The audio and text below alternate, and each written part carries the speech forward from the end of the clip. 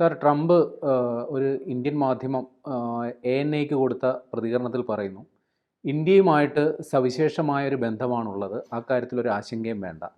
പ്രധാനമന്ത്രി മോദിയുമായിട്ട് എനിക്കിപ്പോഴും നല്ല സൗഹൃദവുമുണ്ട്. അദ്ദേഹവുമായി നല്ല വ്യക്തിബന്ധം സൂക്ഷിക്കുന്നു എന്ന് പറയുന്നു. ഈ പ്രതികരണം വന്ന് തൊട്ടു പിന്നാലെ നരേന്ദ്രമോദി അദ്ദേഹത്തിൻ്റെ ഔദ്യോഗിക ട്വിറ്റർ വഴി ട്രംപിൻ്റെ അതേ മനോവികാരം തന്നെയാണ് തനിക്കുള്ളത്. ട്രംപ് എന്താണോ ഉദ്ദേശിക്കുന്നത് അത് പൂർണ്ണ അർത്ഥത്തിൽ താൻ ഉൾക്കൊള്ളുന്നു. ഇന്ത്യ അമേരിക്കയുമായിട്ടുള്ള ആ ഒരു ബന്ധം അത് സുദൃഢമായി മുന്നോട്ട് പോകും എന്നുള്ളതാണ് അദ്ദേഹവും പറയുന്നത്. നമ്മൾ കഴിഞ്ഞ ഒരു 2-3 ആഴ്ചയായിട്ട് ഇന്ത്യയും അമേരിക്കയും തമ്മിലുള്ള വ്യാപാര യുദ്ധത്തെക്കുറിച്ചുള്ള ചർച്ചകളാണ് നടക്കുന്നത്. ഈ രണ്ട് നേതാക്കളും വ്യക്തിപരമായി നേരത്തെ വലിയ സൗഹൃദം സൂക്ഷിച്ചിരുന്ന രണ്ട് നേതാക്കളാണ്. അവർ തമ്മിൽ അകന്നകന്നു പോകുന്നതിൻ്റെ കാഴ്ചകളാണ് കണ്ടത്. പക്ഷേ ഇപ്പോൾ ഈ പ്രതികരണങ്ങളൊക്കെ വായിക്കുമ്പോൾ ഒരു മഞ്ഞുരുകൽ ഫീൽ ചെയ്യുന്നുണ്ടോ? മഞ്ഞുരുകലാണല്ലോ. കാരണം എന്ന് വെച്ച് കഴിഞ്ഞാൽ 24 മണിക്കൂർ മുമ്പ് ട്രംപ് ഇട്ട മറ്റൊരു പോസ്റ്റ് ഉണ്ടായിരുന്നു അദ്ദേഹത്തിന്റെ സോഷ്യൽ മീഡിയ ട്രൂത്തിനകത്ത്. അതായത് ഇരുണ്ട ചൈനയോട് ഇന്ത്യ പോയി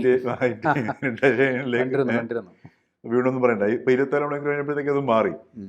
അപ്പോൾ ഈ അടുത്ത നിമിഷത്തിൽ എപ്പോഴാണ് ട്രംപിന്റെ നിലപാട് മാറുന്നത് അറിയാൻ പറ്റില്ല. അതാ മരുന്ന് മഞ്ഞ ഗുളിക കഴിച്ചിട്ടുണ്ടാകും. പക്ഷെ എന്തുതന്നെയാണെങ്കിലും ഇപ്പോ അമേരിക്കയിൽ ട്രംപിനൊരു നിൽക്കക്കളിയില്ലാത്തൊരവസ്ഥ. കാരണം എന്ന് വെച്ചാൽ ഒരു പുതിയ വേൾഡ് ഓർഡർ. കാരണം ഈ ലോകം മുഴുവൻ മുമ്പോട്ട് പോകുന്നത് നമ്മൾ വ്യക്തികളാണെങ്കിലും സമൂഹമാണെങ്കിലും ഈ നറേറ്റീവിനെ ബേസ് ചെയ്തിട്ടാണ്. അപ്പോൾ ഒരു നറേറ്റീവ് വളരെ ശക്തമായിട്ട് ഇപ്പം ഈ ബെയ്ജിങ്ങിലെ SCO മീറ്റിംഗ്, ഈ ഷാങ്ഹായ് ഉച്ചകോടിക്ക് ശേഷം വളരെ ശക്തമായിട്ടൊരു പുതിയ നറേറ്റീവ് വന്നു. അതായത് വെസ്റ്റിൻ്റെ സാന്നിധ്യം കഴിഞ്ഞു. വെസ്റ്റ് മറ്റേതെല്ലാം ഒരു യൂറോ ബേസ്ഡ് ആയിട്ടുള്ള ഒരു കാഴ്ചപ്പാടായിരുന്നു. നമ്മളിപ്പോൾ ഏതെടുത്ത് ഇപ്പം നമ്മുടെ വികസനം പോലും കേരളത്തിലെ ഇപ്പോൾ എല്ലാവരും കിടന്ന് വികസനം എന്ന് പറയുന്നുണ്ടല്ലോ. അതുപോലും ഒരു യൂറോ അല്ലെങ്കിൽ പാശ്ചാത്യ അധിഷ്ഠിതമായിട്ടുള്ള ഒരു കാഴ്ചപ്പാടിന്റെ ഭാഗം നമ്മൾ അറിയാതെ ഏറ്റുവാങ്ങുകയാണ് ചെയ്യുന്നത്. നമ്മൾ ജീവിത നിലവാരം അവരുമായിട്ടാണ് താരതമ്യം ജീവിതത്തിന്റെ കാഴ്ചപ്പാടുകൾ. മനസ്സിലായില്ലേ? ഇപ്പം നമ്മളിപ്പോൾ നേരിടുന്ന പല പ്രശ്നങ്ങളും എടുത്തു നോക്കിക്കഴിഞ്ഞാൽ നമ്മുടെ ഇവിടുത്തെ പ്രകൃതി വെസ്റ്റേൺ സ്റ്റാൻഡേർഡ്സ് വെച്ചിട്ടാണ് നമ്മളുടെ ഇവിടുത്തെ പ്രകൃതിയും പരിസ്ഥിതിയും കണക്കാക്കുന്ന സാധനം. അപ്പോൾ ആ ഒരു വെസ്റ്റേൺ സെൻട്രിക് ആയിട്ടുള്ള ഒരു അപ്രോച്ച് മാറി ഒരു ഈസ്റ്റിൻ്റെ ഒരു ഉയർച്ചയാണ്, ഏഷ്യൻ രാജ്യങ്ങളുടെ ഒരു കൂട്ടായ്മ ഉയർച്ചയാണ് ഇപ്പോൾ കണ്ടിരിക്കുന്നത്.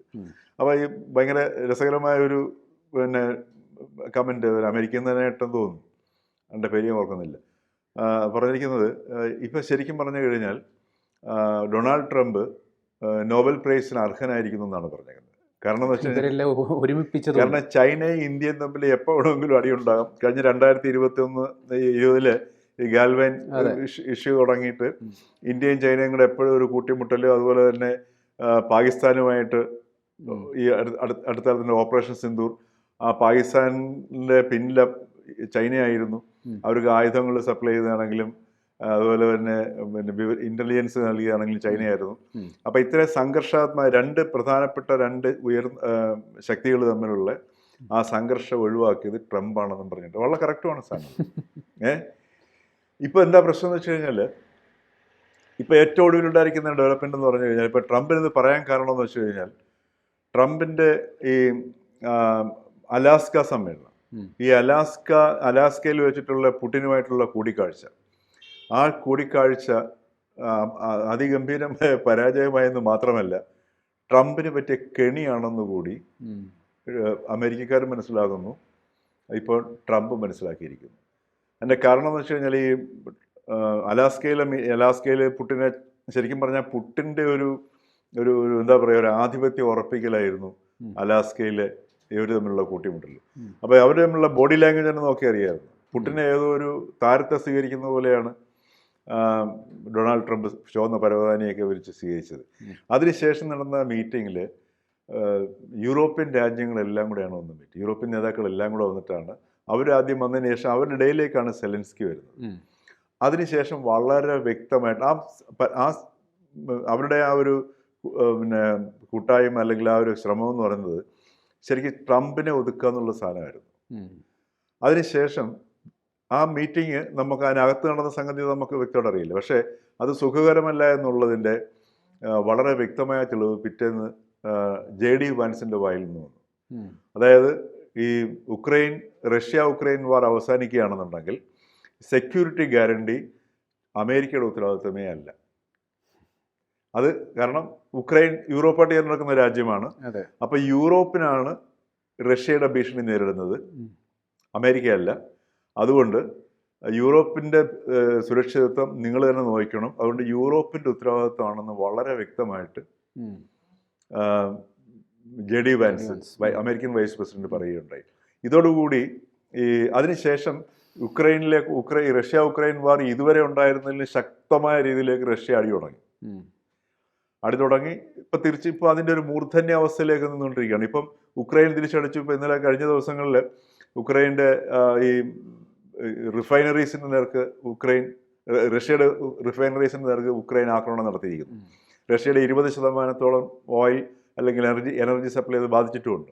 അപ്പോൾ ഈ അലാസ്ക സമ്മേളനത്തിന് ശേഷം ഈ യുദ്ധം അങ്ങോട്ട് മുറുകിയിരിക്കുകയാണ്. അപ്പം യൂറോപ്യൻ രാജ്യങ്ങൾ, കാരണം യൂറോപ്യൻ രാജ്യങ്ങളിൽ ഇപ്പോൾ ട്രേഡ് കരാർ എന്ന് പറഞ്ഞു കഴിഞ്ഞാൽ ഇപ്പം മറ്റേ ഇമാനുവൽ മാക്രോൺ തന്നെ പറഞ്ഞു, ഇത് യൂറോപ്പ് കെണിയിൽപ്പെട്ടിരിക്കുകയാണ്. കാരണം യൂറോപ്പിൽ നിന്ന് അമേരിക്കയിലേക്കുള്ള കയറ്റുമതിക്ക് യാതൊരു താരിഫും ഇല്ല, മറിച്ച് അവിടെ കിടക്കുന്നതിന് 10-15% വെച്ചിട്ട് താരിഫ് ഏർപ്പെടുത്തി.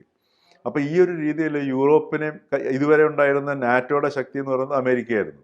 അതിനകത്ത് നിന്ന് നാറ്റോ ഏകദേശം പ്രാവർത്തികമായിട്ട് തന്നെ അതിനകത്തുനിന്ന് ഒഴിവായ ഒരവസ്ഥയെത്തി. അപ്പോൾ ഈ ഒരു സാഹചര്യം മനസ്സിലാക്കിയിട്ടാണ് ശരിക്കും അമേരിക്കയെ ഒറ്റപ്പെടുത്തുക എന്നുള്ള ഒരു തന്ത്രം യൂറോപ്പിൻ്റെ ഭാഗത്തു നിന്നും ഉണ്ടായിരുന്നുള്ളതാണ്. കാരണം എന്ന് വെച്ചാൽ ഈ ബീജിംഗ് മീറ്റിങ്ങിന് ശേഷം ഉണ്ടായ ഏറ്റവും വലിയ ഡെവലപ്മെന്റ് എന്ന് പറഞ്ഞാൽ ഈ ഉർസുല വോൺ ഡെർ ലെയൻ, അതായത് യൂറോപ്യൻ യൂണിയന്റെ അധ്യക്ഷ ഉർസുല പ്രധാനമന്ത്രി മോദിയെ വിളിച്ചിരിക്കുന്നു. മോദി ഈ ഉക്രൈൻ റഷ്യ യുദ്ധം അവസാനിപ്പിക്കുന്നതിന് നിങ്ങൾക്ക് ക്രിയാത്മകമായിട്ടുള്ള ഒരു പങ്ക് വഹിക്കാനുണ്ട്. അതോടൊപ്പം തന്നെ സെലൻസ്കിയും വിളിച്ചിരിക്കുന്നു. അപ്പോൾ സെലൻസ്കിയും അവർ എടുത്തു പറയുന്ന കാരണം എന്ന് വെച്ച് കഴിഞ്ഞാൽ അതോറിറ്റേറ്റീവ് വോയിസ് എന്നാണ് പറഞ്ഞേക്കുന്നത്. ഇപ്പോൾ ഉക്രൈൻ പറഞ്ഞേക്കുന്നത് ഇന്ത്യയുടെ അതോറിറ്റേറ്റീവ് വോയിസ് എന്നുള്ളതാണ്. അതേസമയത്ത് വളരെ നിശബ്ദമായിട്ടാണ് ഈ ഡിപ്ലോമസി നടക്കുന്നത്. ട്രംപ് ആഘോഷപൂർവ്വമുള്ള ഡിപ്ലോമസി ആയിരുന്നു നടത്തിയിരുന്ന സാധനം. ആ ഡിപ്ലോമസി എന്ന് പറയാൻ പറ്റത്തില്ല, ട്രംപിൻ്റെ ഒരു ഗിമിക്സ് ആയിരുന്നു. അപ്പം ഇങ്ങനൊരു സാഹചര്യം വന്നപ്പോഴത്തേക്ക് യൂറോപ്പിൻ്റെ അപ്പം മനസ്സിലാക്കണം, അമേരിക്ക മോദിയെ നേരത്തെ 24 മണിക്കൂർ മുമ്പ് വീക്ഷിച്ച കണക്കല്ല യൂറോപ്പ് മോദിയെ വീക്ഷിക്കുന്നത്. മാത്രമല്ല ഇപ്പോൾ ഉക്രൈൻ്റെ വാർ അവസാനിപ്പിക്കുകയാണെന്നുണ്ടെങ്കിൽ, ഉക്രൈൻ റഷ്യ വാർ അവസാനിപ്പിക്കുകയാണെങ്കിൽ ഒരു ഫോർമുലയിലേക്ക് എത്തണമെന്നുണ്ടെങ്കിലും ട്രംപിനെ കൊണ്ടത് സാധ്യമല്ല എന്നുള്ളത് ബോധ്യമായി. കാരണം ട്രംപിൻ്റെ ലക്ഷ്യം സാധിച്ചു. കാരണം ഉക്രൈനിൽ കിടക്കുന്ന ആ ധാതു ലവണങ്ങളുടെ പകുതി അവകാശം അമേരിക്കയ്ക്ക് നേടുക, ഇതായിരുന്നു അമേരിക്കയുടെ താല്പര്യം. അപ്പോൾ അതവർ നേടിക്കഴിഞ്ഞു. അപ്പോൾ അത് അമേരിക്കയ്ക്ക് യുക്രൈനിലുള്ള താല്പര്യം അവസാനിക്കുകയും ഇനി അത് യൂറോപ്പിൻ്റെ വിഷയമാണ്. അപ്പോൾ ഇത് യുദ്ധം അവസാനിപ്പിച്ചേ പറ്റൂ. അപ്പോൾ അവിടെയാണ് ഇന്ത്യ ഒരു റോൾ പ്ലേ ചെയ്യുന്നൊരവസ്ഥ വന്നത്. ഈ ഒരു മാറിയ സാഹചര്യത്തിലാണ് ശരിക്കും പിന്നെ ഭൗമരാഷ്ട്രീയത്തിൽ വന്നിരിക്കുന്ന പ്രകടമായ മാറ്റം, ഈ കഴിഞ്ഞ ഒരു 8-10 ദിവസത്തിനകം വന്നിരിക്കുന്ന മാറ്റത്തിൻ്റെ ഏറ്റവും ഒടുവിലത്തെ ആ ഒരു റെസ്പോൺസാണ് ഇപ്പോൾ ട്രംപിൻ്റെ ഭാഗത്തു നിന്ന് വന്നിരിക്കുന്നത്. അതുകൊണ്ട് തന്നെയാണ് ഇന്ത്യ ഇതുവരെ പരസ്യമായിട്ട് നടപടികളിലൂടെയായിരുന്നു പ്രതികരിച്ചിരുന്നത്, വാക്കുകളിലൂടെ പ്രതികരിച്ചിരുന്നില്ല. അത് സ്വാഭാവികമായിട്ട് ഇപ്പം മോദി അതിന് വളരെ അനുകൂലമായ ഒരു പ്രതികരണം നടത്തുകയും ഇത് ഏകദേശം ഒരു വളരെ സമവായത്തിലേക്ക് എത്തുന്ന ഒരു സാഹചര്യത്തിലേക്ക് എത്തുകയും ചെയ്യും എന്നുള്ളതാണ് ഇപ്പോഴത്തുള്ള നമുക്ക് മനസ്സിലാക്കാൻ കഴിയുന്നത്. കൂടുതൽ വാർത്തകളും വിശേഷങ്ങളും നിങ്ങളിലേക്ക് എത്താൻ ABC മലയാളം സബ്സ്ക്രൈബ് ചെയ്യുക, ബെൽ ബട്ടണും അമർത്തുക.